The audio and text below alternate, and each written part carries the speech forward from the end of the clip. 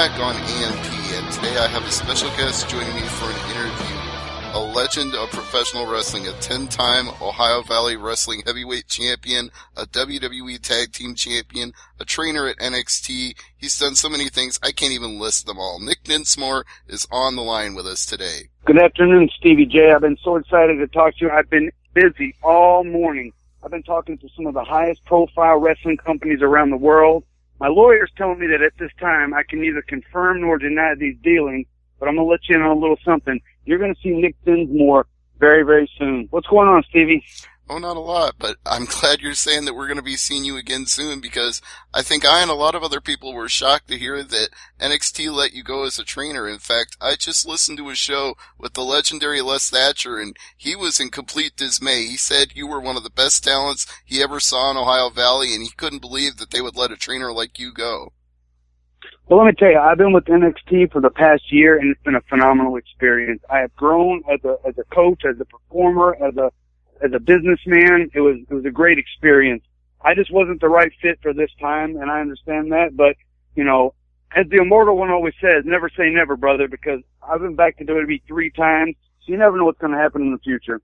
That's right. You don't want to close that door. You always want to leave yourself open to possibilities. But I will say that Les speculated and said that he'd heard that maybe it was not because of anything, you know, that would be questionable training-wise, but just a political decision. So if you'd like to either confirm or deny that, you can say whether politics was involved. Honestly, I don't know. I mean, I was given the answer that I wasn't the right fit at the right time. You know, I didn't do anything I felt on my part to get fired, but, you know, that's somehow, that's the way big business goes sometimes, you know what I mean?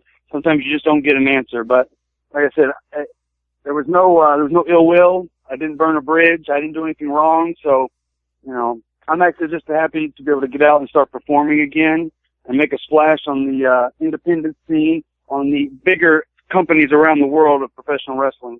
Absolutely. There are so many doors that you could go through. Like you said, you can't say all the places that you're talking to or name any names until we actually see you appear there. But New Japan, Ring of Honor, Pro Wrestling Guerrilla, you could end up any of those places.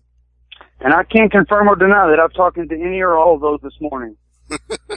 That's true. We won't confirm or deny, but I will say I agree with you. I don't think there was anything necessarily personal about it. I mean, we've seen a lot of cuts in WWE this year. I don't think any of them were personal. They just went into this survival mode when the WWE Network numbers weren't what they expected. So maybe just to start, let's get your thoughts on the WWE Network. How do you feel about it as somebody that's been in and out of WWE and now sees all of your footage in their library? I mean, I think it's a phenomenal product. I was told at one point that if you take all of the footage that WWE owns and play it and watch it back to back, watching it 24 hours a day, 7 days a week, it's going to take you 25 years to watch it all. So they haven't even scratched the surface as far as what is on the network for what they actually own.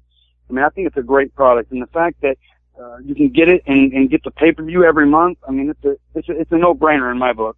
Yeah, for me, I instantly, when they announced it, I was like, I can get a pay-per-view for $10 and the entire video library. Why would I not pay for that every month when pay-per-views were costing $45? It was a slam dunk for me. And like, a lot of the other media distributors are really looking at the network. It's really cutting edge and the first of its kind. NFL is watching how the WWE Network pans out to see if they're going to go to a similar format. Major League Baseball, basketball, hockey. I mean, everything across the board is really watching. Netflix wishes that they had their numbers rolling out that the WWE Network had. I mean, it's really, it's cutting edge and it's going to do nothing but go up and up and up. I'm sure it will. And there's so much more they can add to it. It's already an extensive library, but personally for me, I'm hoping they go back and add some years of Ohio Valley Wrestling. I know they've got to have those tapes. Yeah, they own the complete TV library for the times that OVW was contracted to be a developmental territory. I think it's just a matter of time until they roll out the entire package and tell that story. I think it'll be a great story. Mm-hmm. And I know it's a great story because I've seen so many of the matches that you had in there when you were pretty much running things in Ohio Valley. You were the man there for the longest time. And as I mentioned Les Thatcher earlier, I'll say another thing that he said in the show I just listened to. He said that between you and Rob Conway, you were like the twins of technical wrestling, that nobody could touch you guys in OVW. I mean, that's the kind of wrestling that I always enjoyed watching. I would watch William Regal, I'd watch Dean Malenko, I'd watch Fit Finley, and I kind of wanted to emulate that style. So a lot of the wrestling that I did starting out was very much technical based, and that's what I enjoyed. And that's how I got the name Mr. Wrestling, because, I could do a 1 hour match, not use the same hold twice, not break a sweat, no sweat professional. And I think we saw that. If people didn't see you in Ohio Valley, they saw that when you came to WWE on the main roster portraying Eugene, because whenever you imitated another wrestler's style, you weren't just imitating them, you were doing their exact moves as technically flawlessly as they did. Well, I knew that once I got to WWE that I would need a character that was both marketable and a bit more mainstream than just wrestling for the hardcore wrestling fans. And when I came up with the character Eugene, I wanted to give back to some of the wrestlers from days gone by when I did like the airplane spin from Gorilla Monsoon, or the big boot and the leg drop, or rock bottom people's elbow, boot and stunner, all my favorite moves, and just emulate the emotions that I felt when I watched wrestling growing up. Yeah, and people got into it. They got emotionally invested. I know, speaking for myself, I got emotionally invested watching your matches. I was always in your corner cheering for you, so I thought it was great. But there were critics at the time that were saying, this is a one-dimensional character. It has a limited shelf life, and I'm sure you heard all those criticisms. Well, a lot of those criticisms came before, they came from the time that I debuted on TV, but before I actually had my first match. They saw just this character and thought, oh, it's going to be another, flash in the pan character. But not until I had my debut match against Rob Conway did the people fully understand what the character was. It took a lot of development to introduce and give the backstory in this character. But then once the bell rang and you realized that he was a wrestling genius and he could do anything and compete with anybody, then you got it. Then you understood what the character was. It was a feel-good story. It was an uphill battle. It was an underdog story, and that's who Eugene was. Absolutely. And you mentioned William Regal earlier as one of the guys that you admired and wanted to emulate in terms of your working, and you ended up teaming with him and becoming tag team champions. So that had to be a great feeling for you to make it through that level and achieve that with somebody that you admired so much. Well, I really didn't know I was going to be paired with him until my debut day, and I walked in the office and they're like, yeah, you're going to be with William Regal. And I was like, oh my gosh, it was literally a dream come true from a guy that I'd met several times, but a guy that I looked up to. I was now traveling with him on a companion level with him, still learning from him, and he's still a mentor to this day.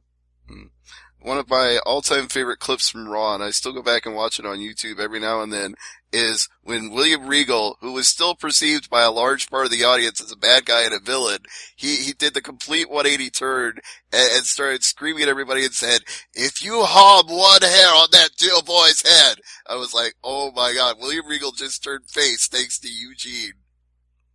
I mean, it was really, Eugene got the sympathy and the comedy, but it was really William Regal component that made the entire package. If I would not have had William Regal, I don't think it would have worked as well. He was the one that really drew the straight person, endearing, like he fell in love with the boy and he wanted to see the boy succeed. So he was phenomenal, and it was really a great time in my career. Well, when you say great time in your career, do you consider that the personal highlight of your time being on the main roster of WWE, or is there anything else that you focus on when you look back at those days? I mean, there were so many highlights. I mean, starting off getting paired with William Regal, winning the tag team titles with William Regal, being in the ring at WrestleMania with Hulk Hogan, being in the ring with The Rock, pinning Vince McMahon. I mean, I've got so many highlights I could write a book. Maybe I should. I was just about to say, why don't you write a book? I'm sure it would be a bestseller. You've got a lot of stories. Well, again, I can neither confirm nor deny that I've begun the book, but it's not out yet. All right. Well, we'll neither confirm nor deny that. But speaking of working with Vince McMahon, that had to be incredibly intimidating, knowing that here you are doing this with Vince McMahon, the guy who holds the career in the palm of your hand. It was, but yet when Vince McMahon sits down right next to you and looks you in the eye and just talks to you, it's like talking to your best friend. I mean, he's very endearing. For all the things that I presumed about him, for all the intimidations that I had going into an interview with him, it wasn't that way. So he was just down to earth. He didn't put on like the Mr. McMahon suit and just, power walk to you and say, "You're going to do exactly what I say." No, it wasn't Mr. McMahon. It was definitely Vince. And he sat down and said, "Call me Vince." I'll tell you the backstory on it, right? I was in OVW.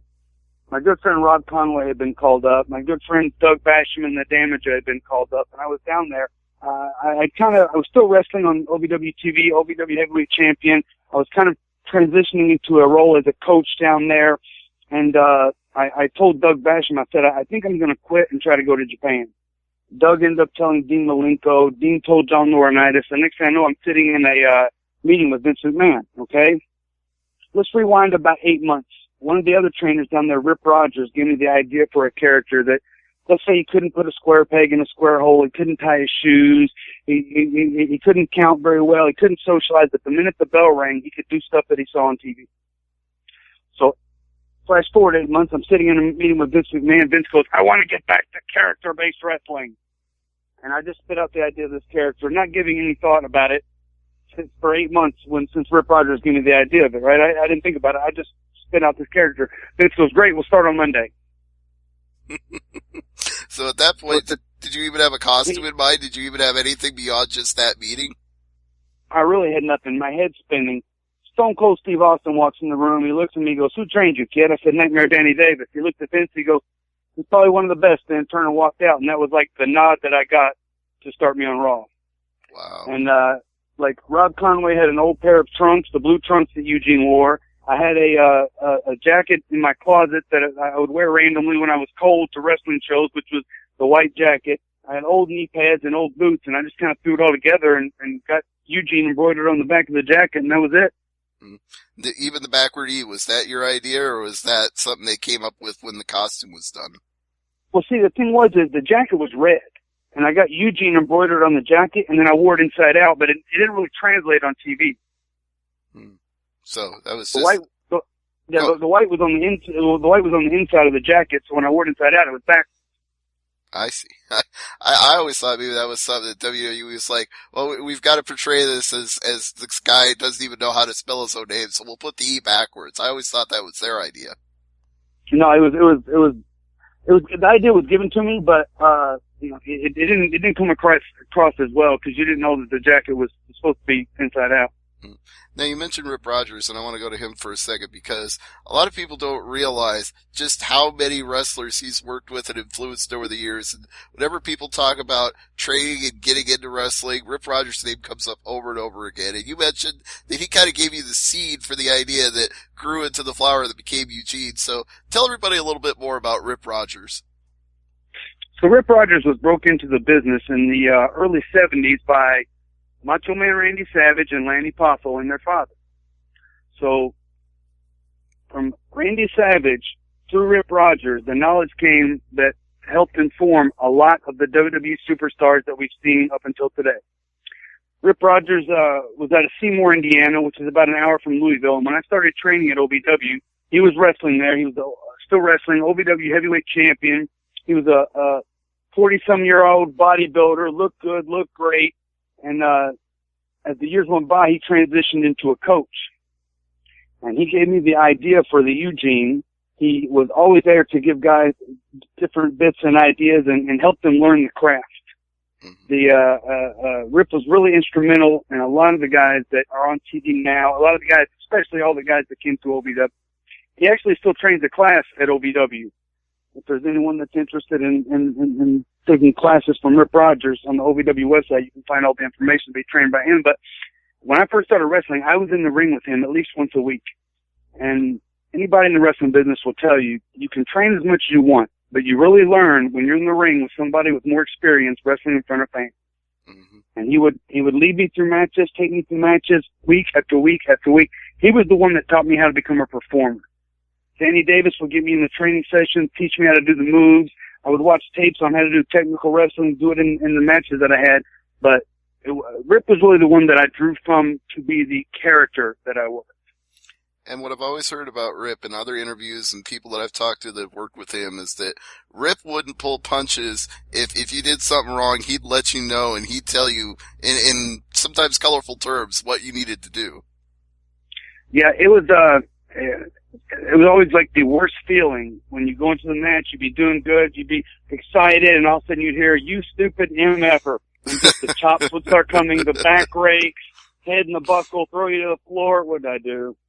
I don't know. He would often hit the ring if we screwed up with a kendo stick and just beat us with a kendo stick. You can't do those things anymore, though.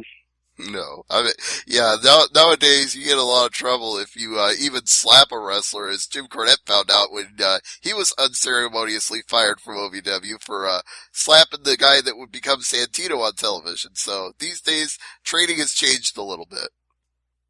Yeah, it has. I mean, I'm really surprised that Cornette has a temper, and everybody knows that, but I'd never seen him do anything physical to a person. I'd seen him smash windows. I'd seen him beat his car with a baseball bat. Heck, the car took a better punch than Santino Marella did. I'm just kidding. That was just a joke. But Santino's like a legit tough guy, you know? If I'm going to slap somebody in the locker room, it's not going to be the jiu-jitsu karate guy, you know what I mean? Right, yeah, he has his own battle arts training school in Canada. I'm not sure I'd mess with that guy either. He's tough. He's a tough guy. I mean, I'm going to go after somebody like the body guy or somebody who I know I can beat up.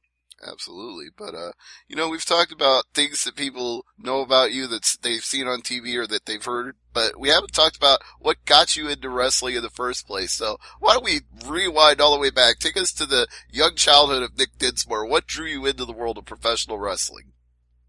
No, I was probably about 8 or 10 years old, and I didn't get cable because we lived way out in the sticks, and I would watch Saturday Night's Main Event. The first thing I saw was Paul Orndorff chase Roddy Piper to the back. Piper locked himself in a room, and I just saw this intensity and this aggression and guys just beating the heck out of one another, and I was glued. My family moved to Louisville, Kentucky, where the Lawler Jarrett promotion toured in Louisville at the Louisville Gardens. I would go down, I would watch the King, Jerry Lawler, Superstar Bill Dundee, Jeff Jarrett, all kinds of stars that came out of the Memphis area, and it just drew me in more. So you kind of got started with WWF, and then you ended up in Memphis wrestling territory, basically. Yeah, like when I was growing up, when I only got Saturday Night's Main Event, I would go to my friend's house to be able to watch cable, to watch WCW NWA, and I would get all the magazines. So I knew who all the wrestlers were, but the only thing that I could really see was like Superstars and Saturday Night's Main Event. But I was glued to it. But then when I got to Louisville and I got the local promotion, I mean, I actually wrestled for the USWA early on in my career. I was USWA Tag Team Champion for Flash Flanagan. Wow, okay, well, that's a career fact that I didn't know, so tell us about that time in USWA. Tell us how you got your start there and about becoming the tag champions there. So I started training at OVW with Danny Davis in 1996.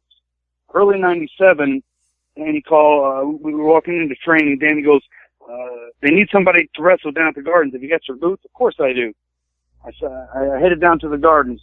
I get there, it was about the first match. Dean Hill, the announcer, comes up and says, hurry up and get dressed. Oh my gosh, we need you on second. So I'm getting dressed as fast as I can, throwing my stuff on. I'm at the curtain, I'm breathing heavy, and it just so happened it was April 1st. And Dean goes, well, I got two things for you. First, April Fools. And my heart just sank. And secondly, he goes, you're not on second, you're on third. You're on with a 450-pound Tank from the South African Truth Commission. So I went out there, and Tank was also Mantar. If you remember Mantar. I don't know how many people do. I do. In fact, I've seen him wrestle locally.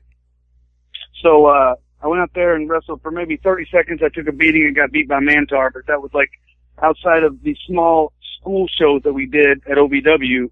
That was like the first time I'd ever wrestled out. Then the powers that be with USWA asked if I would like to join the crew, and I said, of course. So for the last 6 weeks that they were in existence, I toured all over Tennessee, Kentucky, Indiana, Arkansas, all the places like that. I won the tag team titles on TV with my partner Flash Flanagan, and then I don't know exactly what happened to make the company go out of business, but mid '97-ish, USWA folded, and that was it for my Memphis wrestling. So, but soon after that, Bert Prentice started. He got a hold of all the media outlets that USWA ran their TV on, and he started Music City Wrestling. I don't know if you remember that. It was short-lived, but it was a place where I was, the first time, like, I was really a top guy. He used me in a very good light. I was wrestling against Reno Riggins and Stephen Dunn. Rob Conway and myself were wrestling those two. About 1998, Terry Taylor called me and said, I want you to come into WCW. So I did 12 shows for WCW. I was never under contract. Did Nitro, did Thunder, did Saturday Night, and I met a lot of the guys. You know, I met Norman Smiley, who I ended up working with as an NXT coach. Wow. Met, you know, the Armstrong boys, who ended up, Scott Armstrong was, was working backstage, being one of the, producers at TV, and he would come down to NXT TV and produce that. Mm-hmm. And of course, we all know Bullet Bob Armstrong, legendary patriarch of the Armstrongs, and of course, B.G. James, who was the Road Dogg. So that Armstrong. Oh, you didn't know? Oh, you didn't know? Exactly. So you get meet the Armstrongs. That's like, you know, another career highlight right there is getting in there and realizing that all these people, these legendary families of wrestling. You know, you got involved very early on with a lot of legends. The Armstrongs and Jarrett's, Lawlers. I mean, you got a good start right at the beginning. Yeah, absolutely. I mean, I was very fortunate to be in the right place at the right time a lot of the time, but there was also a lot of hard work. I mean, I went to the right place to be trained, because in my heart, for an independent training facility, there's none better than OVW. They teach you the fundamentals correctly. They teach you how to do TV, how to do interviews, and they're still running TV, and they have, I don't know how many TVs they've run this far, but it's more than SmackDown. They have over 5 or they started about a year before SmackDown started running weekly TV. Yeah, there's, like I said, this is why I want to see the OVW footage on WWE Network, because I know there's a lot of it out there. There's a bunch, and a lot of it features me, so hopefully it'll get on there soon. Mm-hmm. So, now going back to the WWE Network again, when you tell people, you know, hey, if you've never seen me before, go to the WWE Network and look up Blake. What's Blake? What's the first thing you tell them to look for? There's some of Eugene's stuff on there, but like I said, the Nick Dinsmore stuff is not yet on there, but you can find it on YouTube. You know, Nick Dinsmore against Wrath, Nick Dinsmore against Norman Smiley, Nick Dinsmore against, Leviathan, who became Batista. You know, there's a lot of good Nick Dinsmore matches on the YouTube, but as far as the WWE Network goes, there's Eugene against, Umaga, which was a good one. Eugene shaving Eric Bischoff's head is on there, I believe. Now, would the one where Vince McMahon shaved your head be on there as well? It was the build-up to WrestleMania, so I assume if the Raw was not on there, that it'll be in there in some package. I'm sure it's on there in some form or fashion. Right, in one of the WrestleMania, Road to WrestleMania type things, it could be in there as well. Mm-hmm, absolutely. So, you ended up leaving WWE, and you worked all over the place after that. You worked in JCW, you worked on the independent circuit. So, during the time that you were away before you came back as a trainer, what was your favorite stop, or what was your favorite thing you were doing during those days? Oh, there's too many really to name one. I mean, working for JCW for the Juggalos is an experience unto itself. If you haven't been to a JCW show, I'm going to recommend that for a wrestling fan, for a good time fan, you have to get to a JCW show. But there was another experience in India. There was a TV company in India that wanted to produce their own wrestling show. The WWE is like outrageously, just phenomenally. There's a huge amount of fans for WWE in India. Their popularity is off the charts. So this TV company wanted to produce their own wrestling company to try to rival opposing station or something. I don't know. I just know that I was there to produce a wrestling show. So myself and Savio Vega went over for 3 months. We lived in India. We trained 26 Indian wrestlers that had no pro wrestling experience, and they did not speak English. Would this be Rinka King? This is Rinka King. We then put on, I believe, 28 episodes of TV with guys that were, I mean, they were trained well, but they just had zero experience in the ring. They had about 2 months worth of training. We were training every day, 5 days in the ring. We had a giant, we had a midget, we had bodybuilders, we had legit tough guys, we had actors, and we had all kinds of stuff, and we put on 28 episodes of TV. And I thought it was a really good product. It has not yet been picked up for a second season, but I believe that the reruns are still airing over there. So I was actually in the first match that aired on the first show, and it got the highest rated professional wrestling show in India of all time. I don't know how many tens of millions of people watched it, but over there I was Dr. Nicholas. All right. Yeah. And if you see any of that, it doesn't translate as well because the commentators are not speaking English. But the story behind Dr. Nicholas was he was insane. And he's been through so many insane asylums. He'd been around so many doctors in his life that he actually thought he was a doctor. almost like a Madman Murdoch from the A-Team, remember? Oh yeah, of course. Yeah, Holla Man Murdoch. Yeah, so that was the character that I was there, and I actually had a lot of fun with it. I had my long white, like I was going into surgery, the mask, the little thing of the mirror thing on the head, like you see the doctor wear my doctor's bag, and it was a whole lot of fun. But I also coached over there. I produced some of the matches, and it was a heck of an experience. Yeah, now, like you said, I heard that Rinka King did incredible ratings and that the show was a big hit for the network that was putting it on, so I'm surprised, as you are surprised, that Rinka King hasn't come back for a second season. Have there rumors that they're going to? Is there any word about that? I don't know. I wasn't in the meetings with the TV execs and the people the hires up and the powers that be, but, again, never say never. Absolutely not. And I know some of those guys are now finding their way over to the U.S. They signed a bodybuilder from Rinka King to TNA, so obviously they realized if it's a hit there, some of those guys could cross over here. Is that the Mabahali Shira? Yeah, that's the one. Yeah, he was what I thought the best of the group. One of the best of the group of the guys in Rinka King. And I worked with him. I was in the first match in Rinka King with him. And he was really good. He's a heck of a performer. He's a Mr. India bodybuilder. He's a super nice guy. So hopefully he will do well. All the best to him. Yeah, of course. I say he's coming over to TNA, and right now TNA is kind of in flux because we don't even know if they're going to have a TV show after the end of the year. So hopefully they didn't sign him for nothing. I want to see the guy actually debut on TV. I hope so too. Yeah. So what do you think of that whole situation anyway, with Impact losing apparently their deal with Spike and shopping it around to different networks? Do you think they're going to find a new home before the end of the year?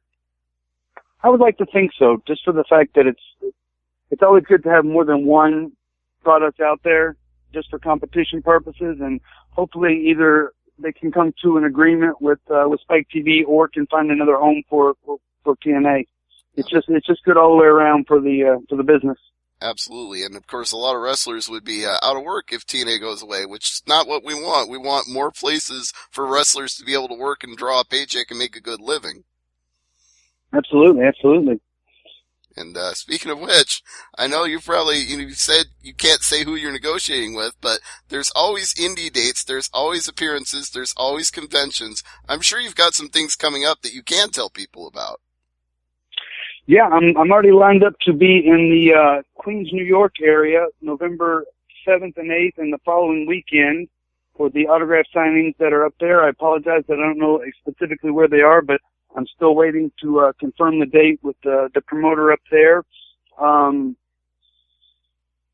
There's dates possibly in San Francisco, dates possibly in Toronto. Just trying to get everything hammered out right now. But if anybody wants to book Eugene, that's U-Gene, you can message me on Facebook. My Facebook handle is Nick U-Gene Dinsmore, Dinsmore. Or message me on Twitter, and I will get back to you. The Twitter handle, again, is U-Gene, Dinsmore, Dinsmore. That's the one thing I love about the independents is just traveling around, being able to sit down and talk to the fans. I mean, that's the way it was when I started out. When I was wrestling for USWA, wrestling for OVW, I would be able to sit down and shake the fans' hand, ask them how they're doing, thank them for coming out to the show. And that's one of the things that I like about wrestling on the independent circuit, doing conventions, you know, getting out and about and around the world is meeting people, seeing places, and just honestly just having a good time with good people. Absolutely, yeah. There's a lot more freedom to do that, whereas in WWE, you can correct me if I'm wrong about this, but I'm always told that you have to carry yourself like a star. You can't interact too much with the fans. You know, you can go around the ringside and high five people, but then you're supposed to kind of not acknowledge the crowd when you're in the ring. So on the independent circuit, you can definitely interact with the fans in and out of the ring. It's not so much that on the WWE side. It's just the fact that the schedule is so tight. You know, we got to get in, we got to get out, we got to get to the next town. Let's go, let's pick it up. You know, there's really no chance to sit down and see the sights and you know, see what's going on, talk to the people, learn about the culture, whatever it is. But definitely on the independents, you know, you can see what's going on, talk to the people, have a good time, and make some lifelong friends. That's cool. So it's not this, it's just the schedule. It's now that you got independent dates and you can set your own schedule, you can take the time. Absolutely. And now that I'm located in Orlando, Florida, where it's endless summer and nonstop happy hour, I'm actually laying out by the pool right now with the most gorgeous woman in all of Florida. So, you know, it's not a bad life. No, not at all. In fact, I'll let you get back to enjoying the good life. You certainly deserve to for all the bumps you've taken, all the years on the road. So enjoy the rest of your day. And Mr. Dinsmore, thanks for doing the interview with us today. Thank you, my friend. Talk to you soon. All right.